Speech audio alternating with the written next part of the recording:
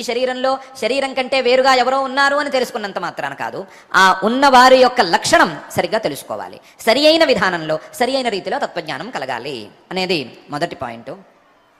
దీనితో పాటు దీనికి అనుకూలంగా ప్రకృతించ గుణై సహా అని కూడా కలుపుతున్నాడు. అది రెండవ విషయం.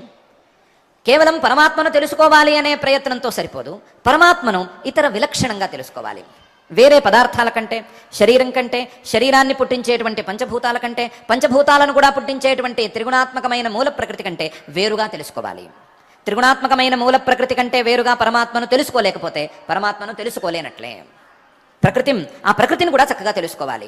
ఆ ప్రకృతి యొక్క వికారాలు ఏమిటి, ప్రకృతి యొక్క పరిణామాలు ఏ విధంగా ఉంటాయి, ప్రకృతి యొక్క వస్తురూపమైన పరిణామాలు ఎలా ఉంటాయి, ప్రకృతి యొక్క భావరూపమైన పరిణామాలు ఎలా ఉంటాయి, మానవులలో భావరూపంగా ప్రకృతి ఎలా పరిణమిస్తుంది, వస్తురూపంగా ఎలా పరిణమిస్తుంది, వస్తువులుగా ఎలా కనిపిస్తుంది, స్పష్టంగా అవగాహనకు తెచ్చుకోవాలి. ప్రకృతి యొక్క అసలు సిసలు పరిణామాల యొక్క తీరును అర్థం చేసుకోవాలి.